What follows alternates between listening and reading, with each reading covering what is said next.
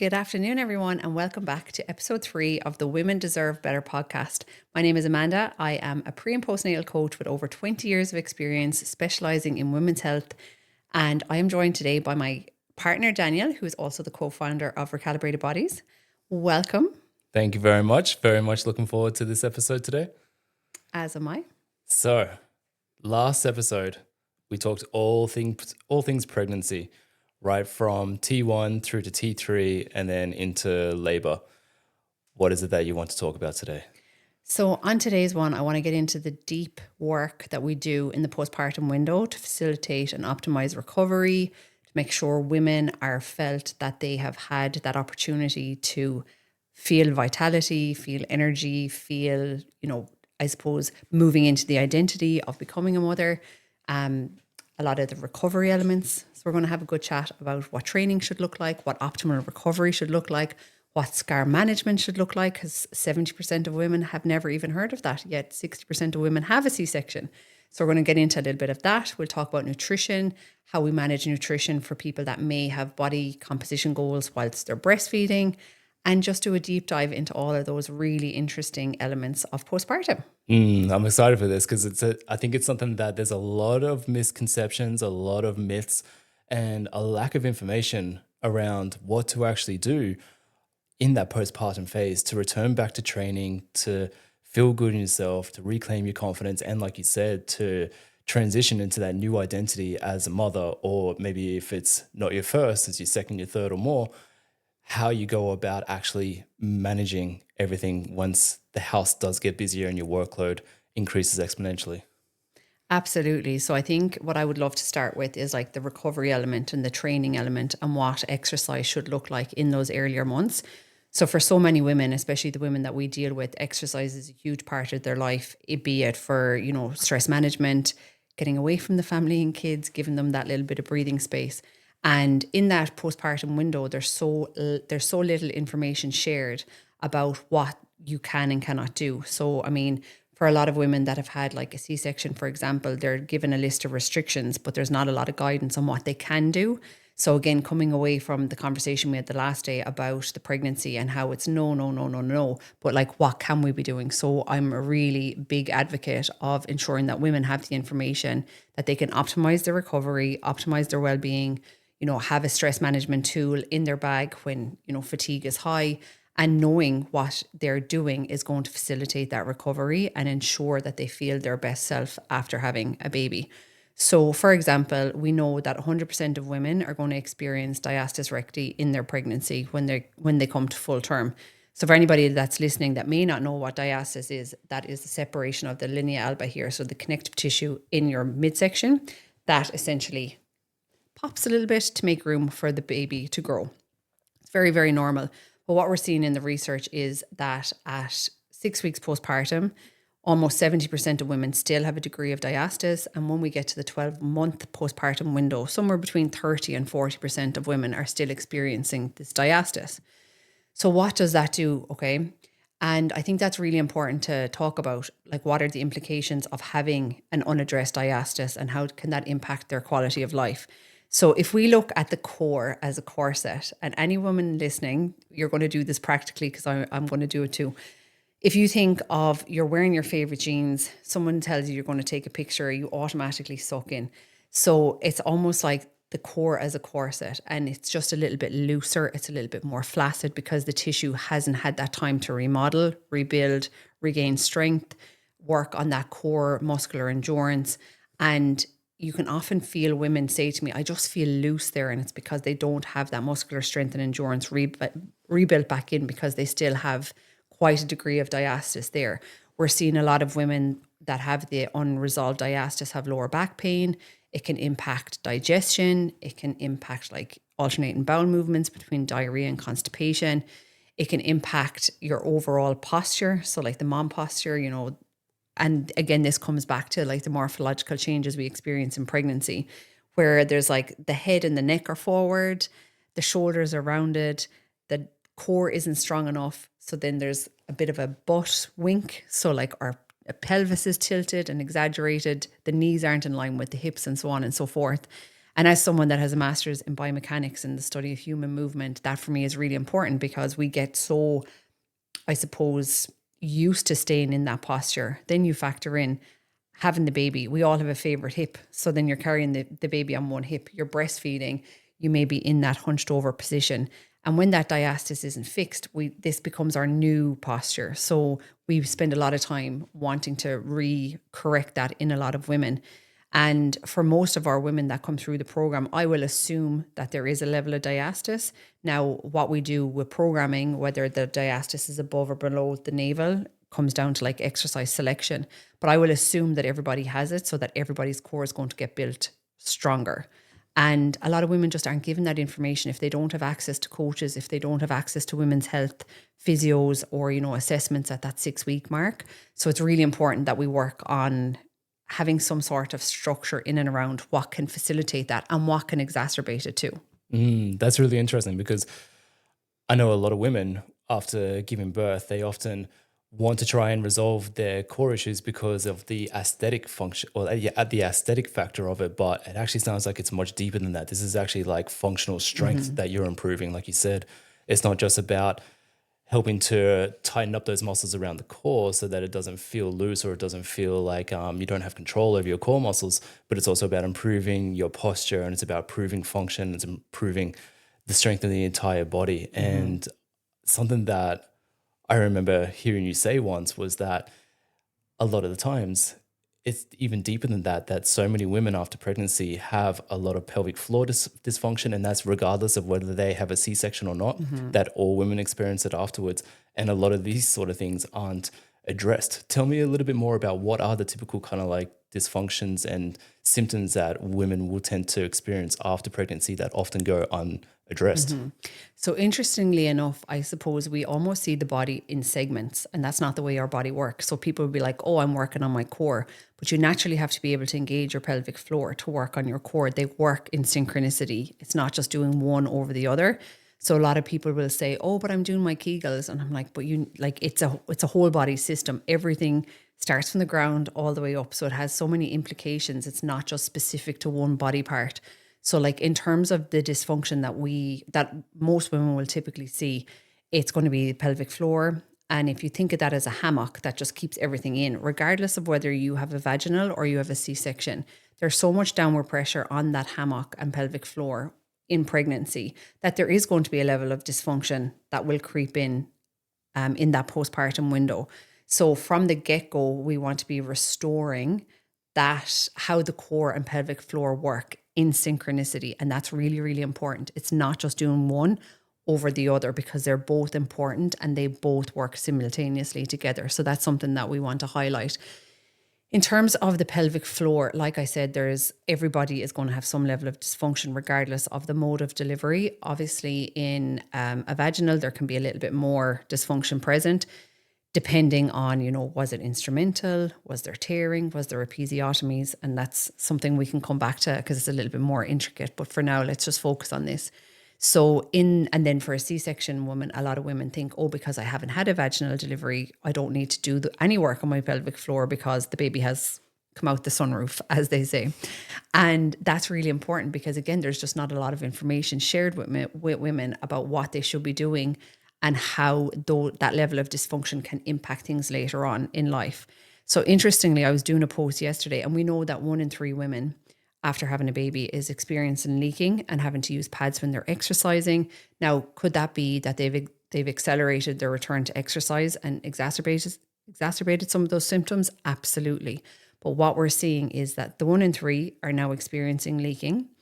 And of the people that have experienced leaking, when they go back to work, because they don't want to exacerbate the leaking, they are restricting water. So 66% of those women are now exposing themselves to urinary tract infections, which is like a whole other cascade of things that happen.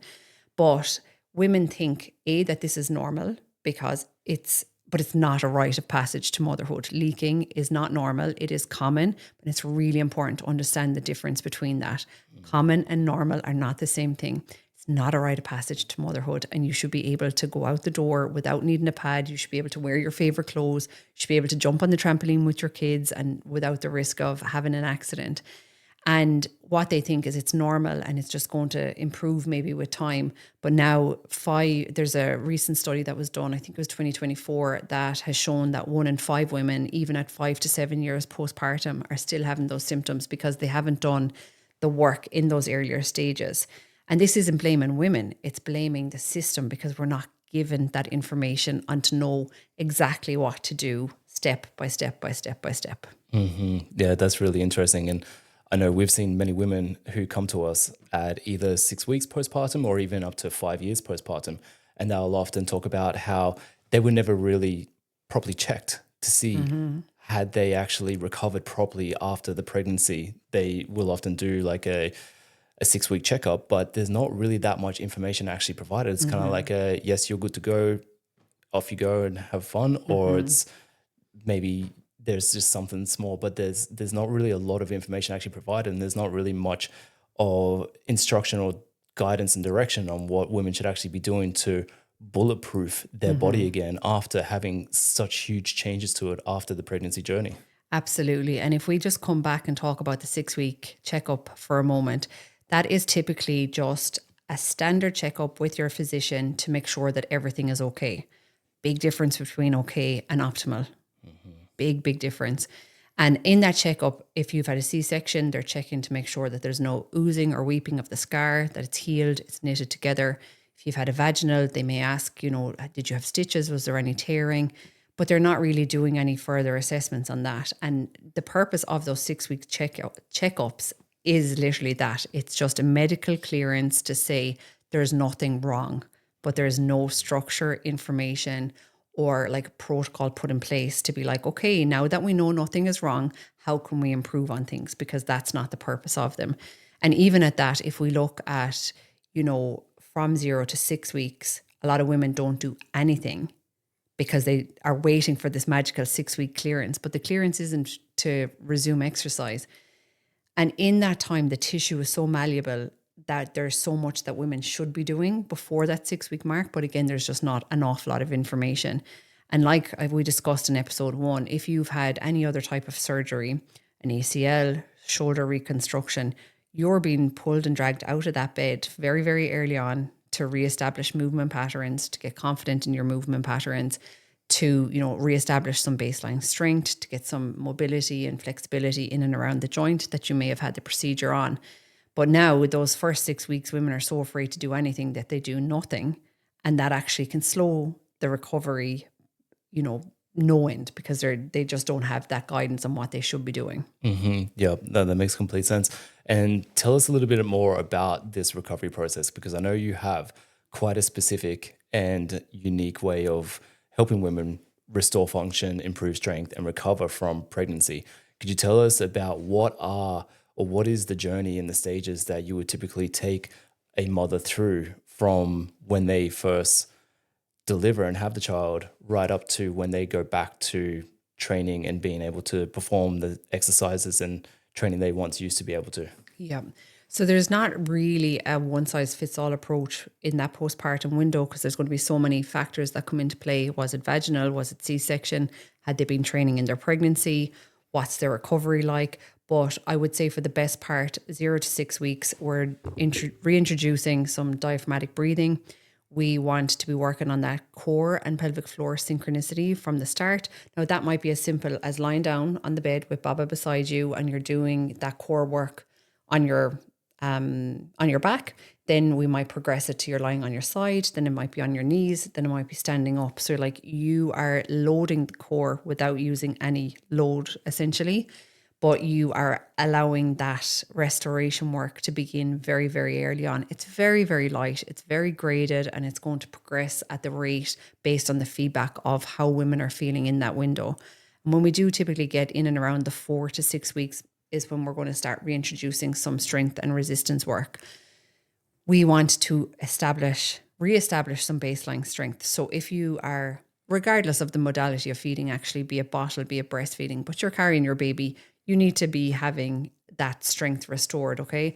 So like I spoke earlier about that like mom posture and the forward lean and shoulder hunch, we want to make sure that we are building strength through the chest and the back so that like it's nice and wide and open.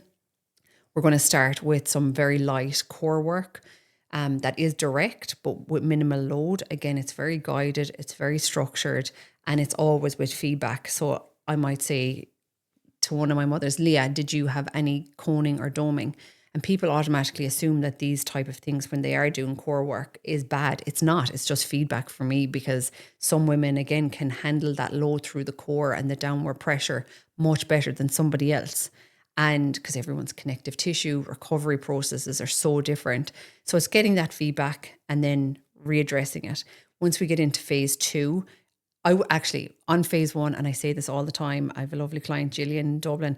I'm like, Gillian, this is just about laying down the foundations and the blocks. And she's like, but I feel like I can do more.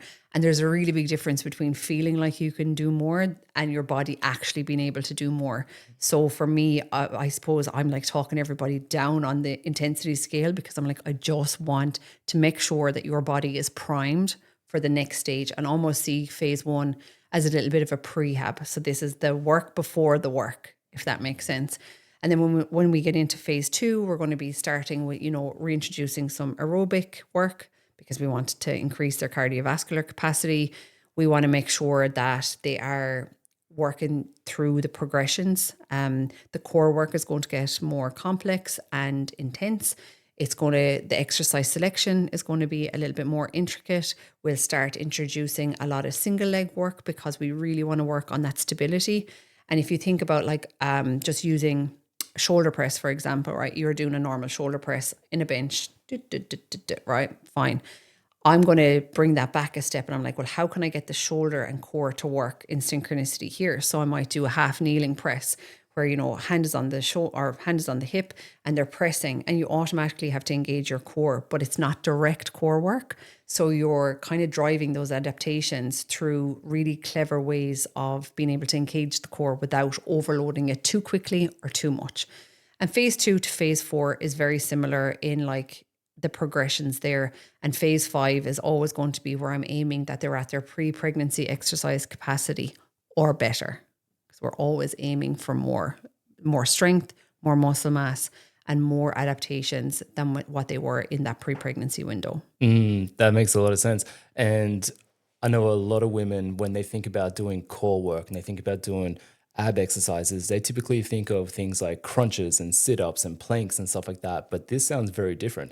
This sounds a lot more like coordination of strength between the core and the rest of the body, as well as improving the overall function of the core muscles, not just the rectus abdominals, which are those six-pack muscles at the front. Yeah. And something that we see a lot with a lot of the women that we work with is if they've tried to do this by themselves, they typically do the wrong exercises and they actually can make it a little bit worse. Can you tell us a little bit more about how that happens? Yeah. So if you think of your core and the ranges of motion that it moves through, so there's going to be 6 planes of motion. And when you're just doing your crunches, it's just like that flexion and flexion and flexion, and that repetitive action. If your body can't withstand the pressure, if you can't work the other engaging muscles, then that's going to have a negative implication on your recovery. So for me, I'm always thinking, like when I'm doing my programming, that over the course of the week, you're hitting those 6 ranges of motion. So I want you to be doing rotation. I want you to be doing anti-rotation, flexion, anti-extension. I want you to be doing farmers carries and mountain climbers and things like that. So you're moving the body in different planes of motion. And that not only just builds up the main core muscles, but you're going to be bringing in your obliques. You're also going to be bringing in a little bit of your glutes.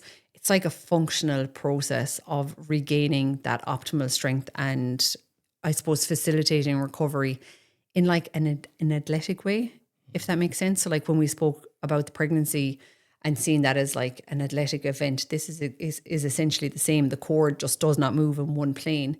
And a lot of the time women will have like, oh, that felt a bit funny because they've moved in a plane they're not used to, because for so long you're just used to doing your couple of abs here and there, your ab crunches here and there. But there's actually, your core works far beyond that. It's a lot more like complex and intricate in terms of the programming that we would use. Mm-hmm. Yep, that makes sense. So it's a very different type of training compared to your typical ab exercises that you would generally think of. And you mentioned at the start that a lot of women tend to either do too little at the start or even too much. Can you tell us a little bit more about what are the issues with doing too little or too much and how you have to find that kind of sweet spot in the middle? Yeah. So, excuse me, I suppose in terms of doing too little, again, using another, like a surgical procedure as an example, you would have a full rehab protocol of exactly what to do and like how you can increase range of movement, how you can increase mobility through the joint and all the rest. And I feel like pregnancy and postpartum windows should be seen exactly like that as well. So doing too little, I mean, are women ever doing too little in the postpartum phase? You're lifting your child, like you're loading your body in a different way, but maybe just not in that structured way that you should be doing it to help with that. And that's where a lot of injuries can come into play. So for me, in like the earlier weeks when we're talking about doing that diaphragmatic breathing and even walking, like anybody that's listening that has been a client with me, I'm like, give the pram to your partner. We want like that natural thoracic rotation through the spine, which is going to, encourage some core engagement without the load. So like it's just really small movements and small changes and small modifications and adaptations that get the body dealing with load in a structured way that's not going to impact or, exacerbate this like pelvic floor function, dysfunction, or the diastasis. And movement is good. Like our bodies were designed to move. And I suppose it's like we've spent, 9 or 10 months in pregnancy being told, no, no, no, no, no, no, no. And there's a lot of restrictions in their movement. And then when people come out the other side, they're like, oh gosh, I don't know what I should be doing now. So they just opt to do nothing. And what that can do is obviously we've spoken about the diastasis. When they do move, if they haven't done any of that restorative work, like how many women sneeze and cross their legs, like small little things like that, like not even in an exercise capacity, but just like you cough, you laugh. Women are tensing because they're just afraid of what's going to come next because they haven't learned how to manage that pressure early on in when the tissue is very malleable and we can drive those adaptations, what I was talking about. And then doing too much, I would say it's probably like rushing back to exercise and not giving yourself that time to build the foundations very slowly. And like I said, feeling okay and being okay are two very, very different things. And we need to make sure that those foundations are laid and then you build the blocks on top of it in terms of like exercise complexity, exercise intensity, and then bringing you all the way back to that pre-pregnancy exercise capacity. And again, there's just people go back to doing what they were doing before, but your body is not what it was before. It's been through this huge physiological event, neurologically, mentally, physically, on all levels, hormonally, the changes there, which we can talk about. There's so much that has happened. And when you have had, if you have gone back to what you were doing in pregnancy or even a step before the pregnancy, your body can't handle that load the same. So like this whole bounce back, I'm just going to get back to, I'm like, no, you should be building forward. No, that's interesting because I know a lot of women tend to try and get back into exercise, but they might go back to their regular gym class that they used to do, or they might just go back to the program that they did before they were pregnant. Mm-hmm. And we've seen a lot of women that have had some issues with this, whether it be like it increases leakage or they have prolapses or they have other issues. Could you talk to a little bit more about what are the potential risks of going back to something that is too intense or too complex too soon?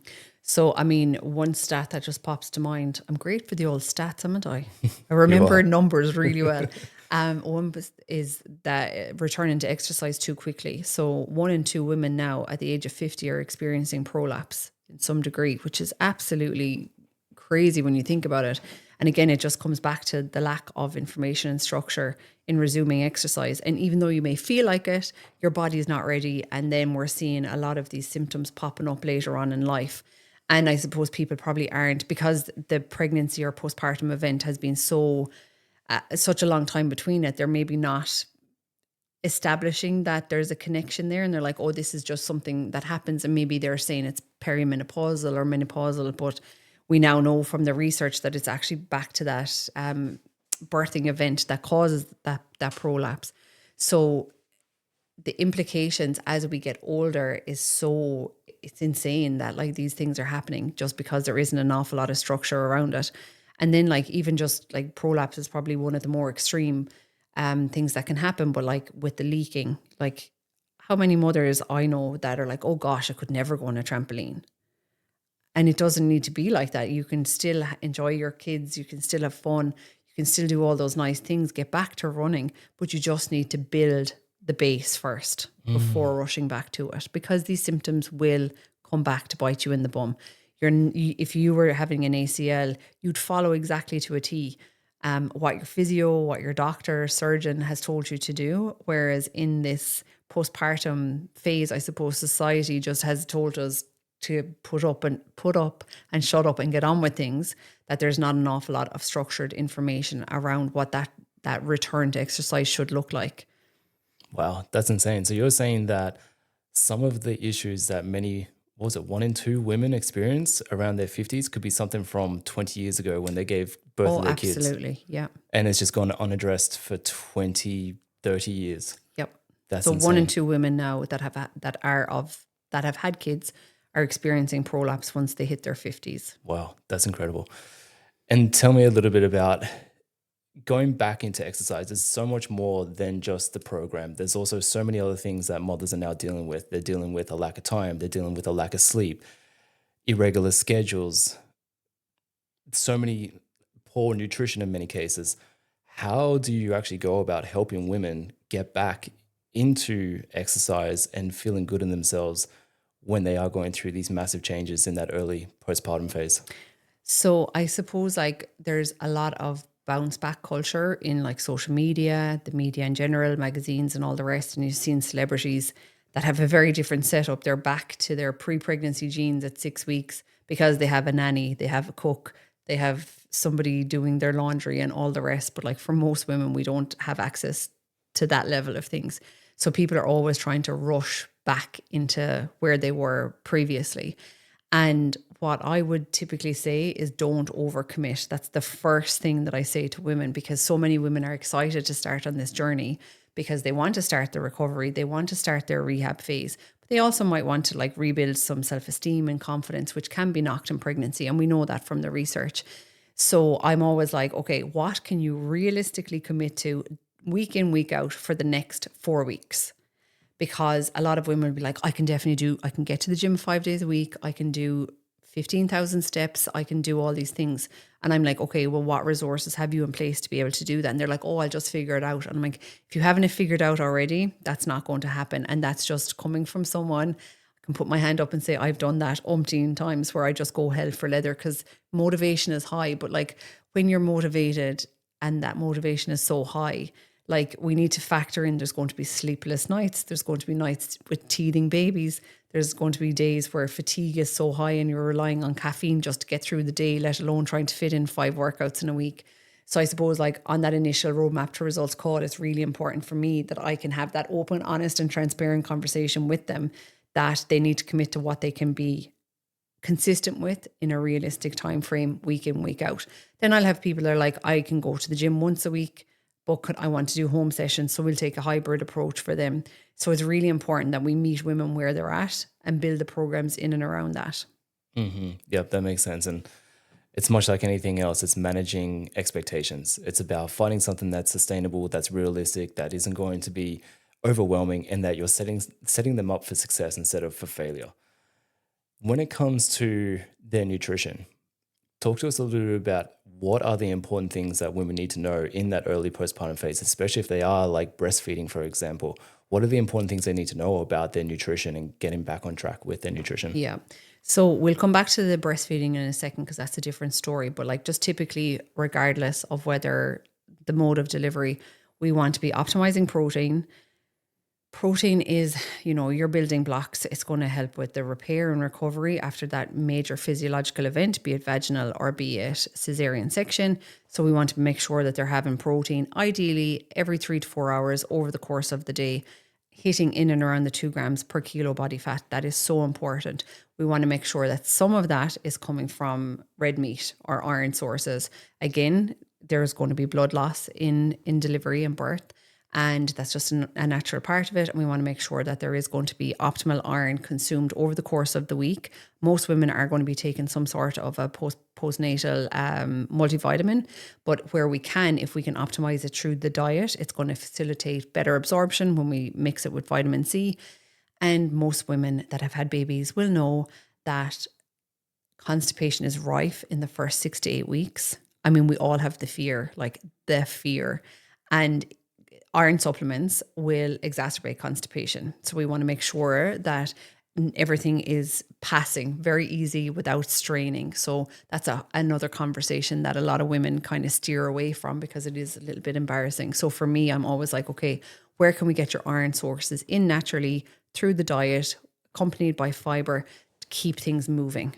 Because if you say, oh, I'm iron deficient, and you put in a really heavy iron supplement that's going to exacerbate constipation, then women are straining, and then that's causing downward pressure on the pelvic floor. It's going to potentially cause hemorrhoids. So there's a whole cascade of other things to look at there. So the protein, the iron, your fiber, really, really important on that. I'll also say to a lot of my women that may work with me from that transition to pregnancy to postpartum, what can you have in your freezer? If people say, can I help should look like doing the laundry, bringing you meals, having your freezer full of nutrient dense foods. Maybe it's frozen meals that are there on hand that are really accessible and easy. And again, it's always about getting food in and then perfecting it later. That's something that we talk about a lot in pregnancy as well. But it's really important to make sure that there is a wide variety of nutrient dense food, omega-3s, and maybe if they don't eat a lot of fish in their week, that's where supplementation can come in. It's going to be a lot of brain fog. There's going to be a lot of issues with memory, concentration, and recall from the fatigability and from the sleep deprivation. So utilizing food to help with some of those can be really beneficial as well. Interesting. Yeah. So this is a very holistic approach to nutrition where it's about supporting energy, it's about supporting recovery, it's about helping them to reestablish some sort of routine and find ways to make nutrition realistic and sustainable in that early period when life is quite chaotic. Yeah. Tell us a little bit about breastfeeding and how that then impacts nutrition. Yeah. So there's a lot about breastfeeding and nutrition and what the calorie demands are and what the calorie needs are. But a lot of the time it actually comes down to the person's body composition. So some women that may have a higher body fat percentage, we typically tend to store more fat around our hips after having babies. And this is a biological thing that helps us to keep calories in our body to help with those milk supply stores. So some women might not need the same amount of calories as somebody that might be a little bit slighter. So that's something to consider there, that there isn't a specific number. I see 300 to 500 all of the time. And I'm but that it's a good, I suppose, blanket number to hit, but it's actually very specific to the person in front of you, as opposed to just saying every woman should be having X amount extra. And then in terms of the breastfeeding and that milk availability. So obviously we want hydration is probably more important than even calories, which a lot of people oversee. So we want to make sure that women are really hydrated. Milk supply is typically established in and around the 8 to 10 weeks. And that's often where people will say, okay, I want to start working on my body composition journey, or I want to lose a little bit of body fat, or, rebuild some of the muscle mass. But in terms of what nutrition should look like for a breastfeeding mother, again, it's very similar actually. Lots of protein, lots of variety. The more variety that you have in your food, the more, I suppose, the baby's palate is going to change as well, because you're giving them that variety of taste with your supply. One thing that I definitely think is really important to talk about is the milk supply and when period may return. So I remember, I think I was 6 months postpartum with Maya, and my milk supply just felt like it was dipping, and it had actually nothing to do with nutrition. It had nothing to do with my hydration, and I was ticking all of those boxes anyway. But it was actually my period had came back, and Maya was very fussy on the breast. I just felt like I wasn't full, you just know that sensation. I just felt like my letdown wasn't strong enough, and it was actually my period coming back. And the change in flavor profile because of the hormonal changes can make them just a little bit fussier on the breast. And if you think about it, so they're only used to one flavor. So like the more food variety that we can give in the earlier weeks, the less likely that they are going to be fussier later on when these things might happen. Now, there's a ratio of calcium to magnesium that can help with that drop in supply if and when it does happen, and it does happen very, very regularly with women. But again, I thought it was something I had been doing wrong, but nobody had given me that information that this is what's going to happen when your period comes back. That's really interesting. And this kind of comes back to what our postpartum recovery program is based upon, which is the RISE method. And that stands for recovery, identity, strength, support, and energy. And it sounds like a lot of women will typically just think about postpartum as like the exercises that they have to do and maybe trying to lose some body fat. But there is so much more to it than that. This is about rebuilding function, especially functional strength in the body. It's like a rehabilitation program.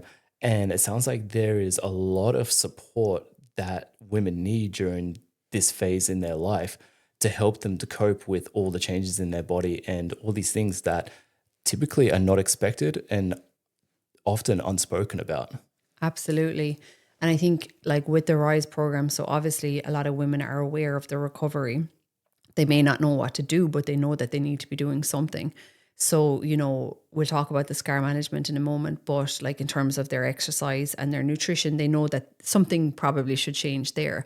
But the more intricate side of the recovery element and the postpartum element, people aren't talking about. So like there's a huge identity shift in women. So like you go through your pregnancy, you have your baby, and like people love their bump, and then when the bump is gone, they're like, oh my god, my body doesn't feel like itself anymore. And a lot of women in pregnancy keep these thoughts to themselves because like society has kind of beat it into us that like, oh, but you should be grateful, and like you can be grateful and not love the changes to your body. They can coexist. It doesn't need to be one or the other. So like they're conversations I have all of the time with our pregnant clients and pregnant women, just like that message on Instagram and things like that as well. So I feel like the identity stuff is really big, and just giving them an open and safe space to tell me how they are feeling, or tell our coaches how they are feeling, is so important, because the more that women can articulate how they're actually feeling as opposed to how they are supposed to feel, reduces the postnatal depressive symptoms, reduces anxiety in that postpartum window.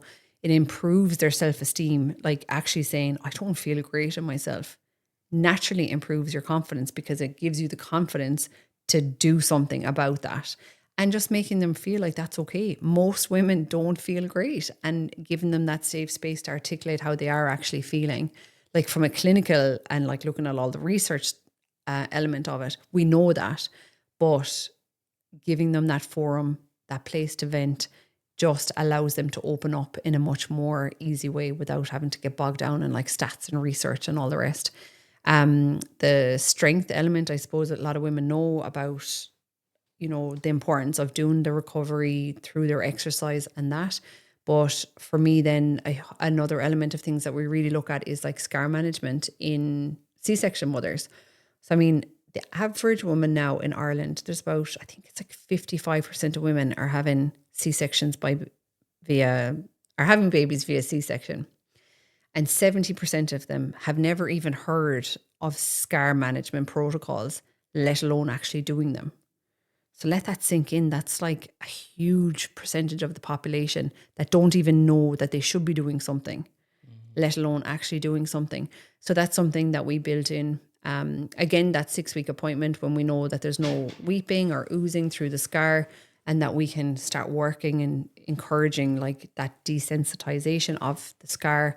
We can work on encouraging blood flow and circulation to the area, driving lots of nutrient-rich blood to the area to help with that recovery, and working through the phases of it. And again, most women will say, I don't love the look of my scar because it creates this overhang or the shelf. And I hate that terminology, but it's just the easiest way to describe what women know, and it's a very used term. And they'll come to me for that aesthetic function of like, I just want to drop body fat because this area is really bothering me. And I'm like, okay, we'll work on the aesthetic. That's totally fine. But for me, again, my background is always going to be regaining function. So if a scar is left unaddressed, we know that it's going to cause lower back pain. It's going to contribute to that mom posture where you're hunched over because you just haven't been able to, you're losing a lot of hip mobility. So standing upright can feel a little bit more uncomfortable. It's going to exacerbate constipation. It is going to impact your hip mobility. We know that it's going to increase the use of functional aids later on in life. And a lot of women, when they're in that postpartum phase, you're focusing on getting through the next hour, the next day. You're not thinking longer term. But for me, that's like, okay, this is, protecting you in the next phase of life, be it like a grandparent or something like that. So that's really important for me to establish that very early on into the program. Again, it's going to be 5 phases. We do a lot of like manipulation of the adhesions in due course. We're going to start very light. Then a huge piece around that is actually birth trauma. And that's not within my scope of practice. And it's a conversation I'll generally start, but always will refer out. So a lot of women of, the percentage that are having C-sections, some of them are elective and there isn't a great deal of trauma around it because they knew that this was happening. But let's just say a woman has been in labor for 24 hours and they've had a failed induction or they failed to progress. And I'm doing this because it drives me mad. Women's bodies aren't failing them. They maybe just weren't ready to have the baby in the first place. And these interventions there's just so much negative connotations associated with women's bodies and it drives me mad. But they may then have been in labor for 24 hours. They're exhausted.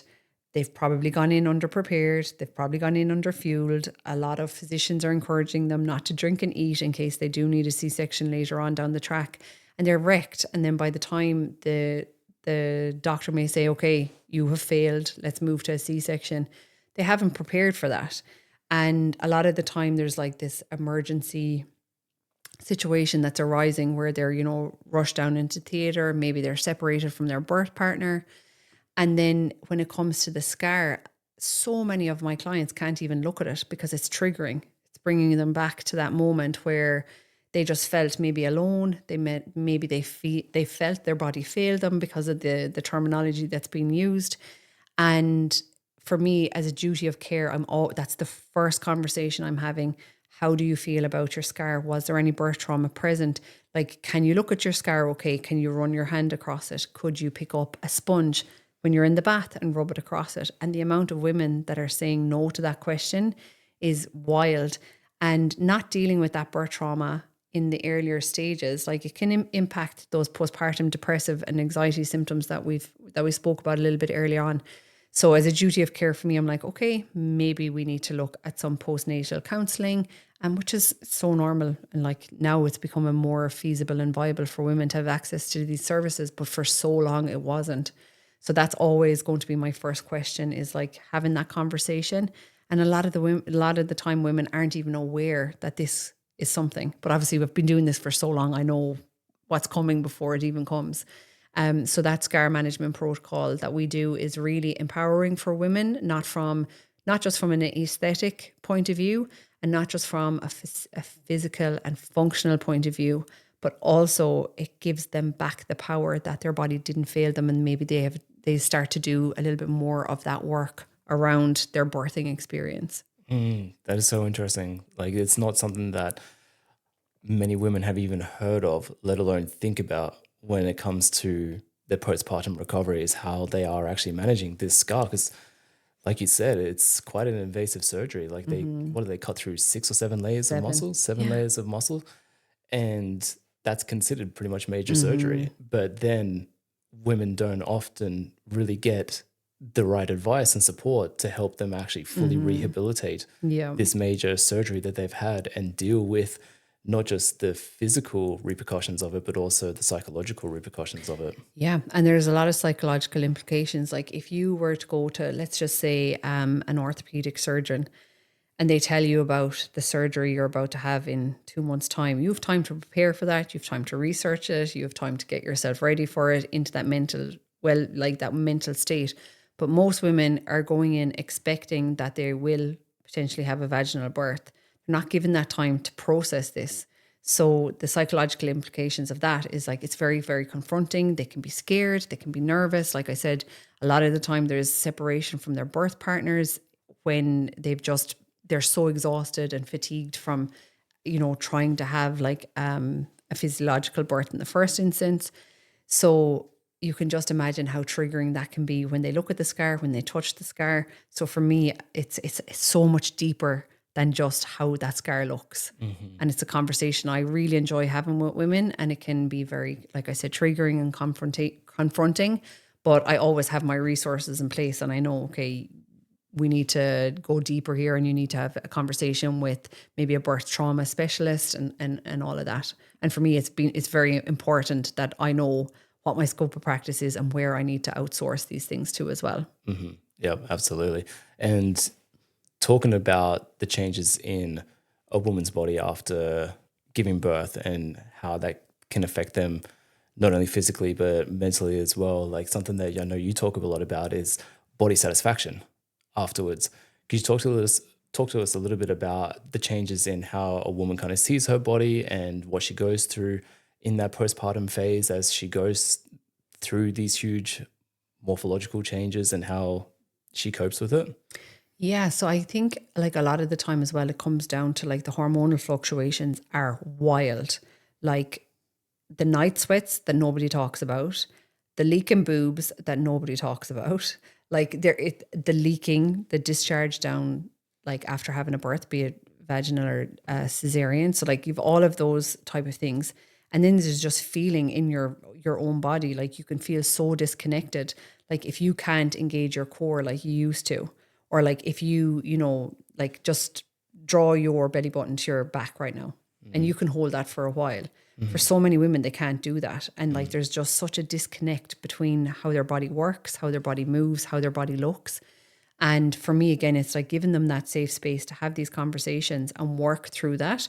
But for me, it's always, the function is always in the background. And I would say like 99% of our clients come through because they want to work on the aesthetic side of things. But it's my master's, Drew Harrison, my biomechanics lecturer in UL, would be very proud of me to this day. That was 20 some, oh my God, nearly 25 years ago. Jesus, I'm getting old. So yeah, it's like that function is always in the back, like how your body is able to move, and just kind of, I suppose, having an insurance policy for what life is going to look like later on, as opposed to just the here and the now. Yeah, yeah, absolutely. That's a lot. There's a lot of things, a lot more than what most women and people think there is to consider in that postpartum phase, and particularly with the recovery side of things and returning back to training and regaining strength, regaining proper function in their body, right through to managing the changes in how they feel about themselves, the struggles that they go through as a new mother or as a mother with a young newborn. If you could wrap it up and say, what is the one piece of advice you would love to be able to give to women who may be either about to go through this or are currently going through this? What would you say that would be? Okay, I need to start preparing better for these questions. I knew that was going to come at some stage. I think for me, the most important thing is highlighting that we are in 2026, and we women deserve to feel healthy and happy just as much as the baby does. So like there's huge talk about, oh, but sure, as long as the baby is healthy. And I'm like, we are so beyond that. Like we are so advanced in our medical, like all of those things. We should be aiming for a healthy and happy mother. And what we're seeing a lot of the time is women put so much emphasis on the baby, like the €2,000 pram, the best of everything, and neglect themselves. And what that does is it can really impact baby bonding.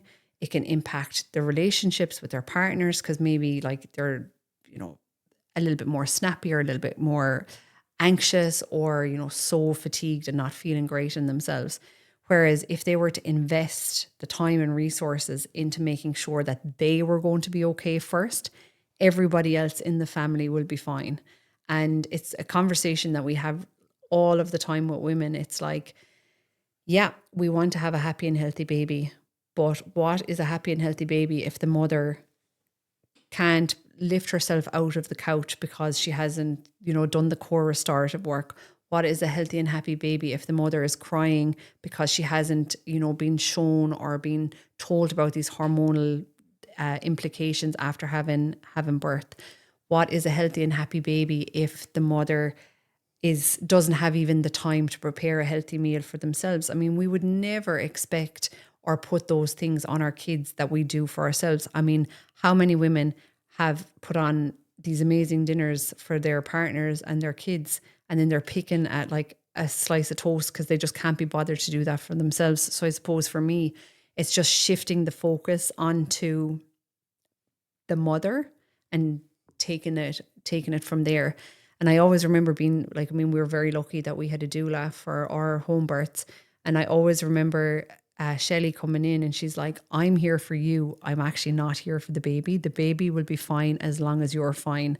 And that has resonated and stuck with me for almost 8 years now. And I think it's so key in that if you're fine, you're going to be able to parent from a better place. You're going to be able to partner from a better place.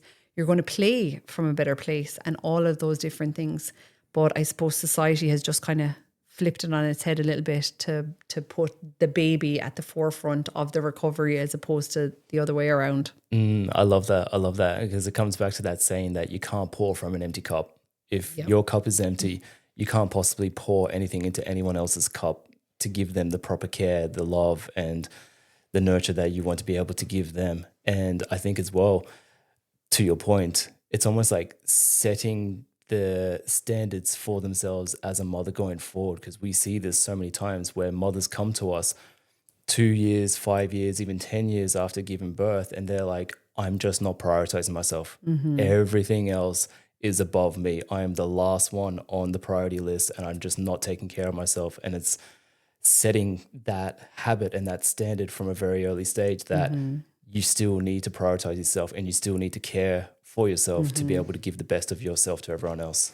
Absolutely. And even on that point, it's like if the mother isn't prioritizing themselves and has maybe like poor nutrition habits or poor, exercise habits or poor sleep hygiene, kids witness that and that becomes their normal. So for me, it's like, as a mother myself, I'm like, okay, I'm so conscious of like the terminology I use around food.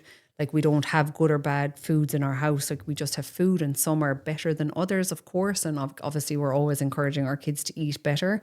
But I know when I went through the period of maybe when we opened Titan and I was up to 90, I was so busy and I just didn't have time for myself.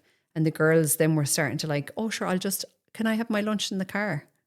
And I'm like, oh my God, they're actually replicating what they're seeing me doing this. Like, okay. And that was the alarm bells for me where I was like, okay, I need to start prioritizing myself because the habits that the kids are seeing now is the habits that they're going to see as normal for themselves moving forward. Absolutely. Absolutely. And that is a really good kind of teaser for our next episode is how the actions and behaviors that a mother sets from the start then can influence their children, because children very much mimic their parents. They don't listen, they mimic. And what you do is what your children are going to do. And they're going to end up with the same habits, the same behavior, the same attitudes, and the same lifestyle as their parents will. So let's leave that for the next episode because we've covered a lot for today. But what you've shared today has been absolutely incredible. And I'm sure this is going to be so valuable to so many people, but there's always going to be more to learn. Where can people find you and learn more about what you do and the information that you share? Okay. So Instagram, Recalibrated Bodies, drop me a DM. We share so much great content on there, if I do say so myself. Recalibratedbodies.com, our website full of evidence-informed articles. I suppose I have 12 years of formal education behind me. I'm so passionate about sharing what I know, but it's always from a place of, good information and like reliable, solid information. So you'll get some great articles there. And you can drop me an email, amanda@recalibratedbodies.com. I always love a good chat. So yeah, that's probably the easiest way to get in touch. And also our website where we have articles, recalibratedbodies.com. I did say that. You did? Oh, Yeah. There we go. You're a step ahead of me. Well, Amanda, thank you so much for sharing all that today. I know that's going to be super valuable to so many women who are either about to become mothers or who are in the weeds at the moment of being a mother. So thank you for your time. You are so welcome. Thank you for having me.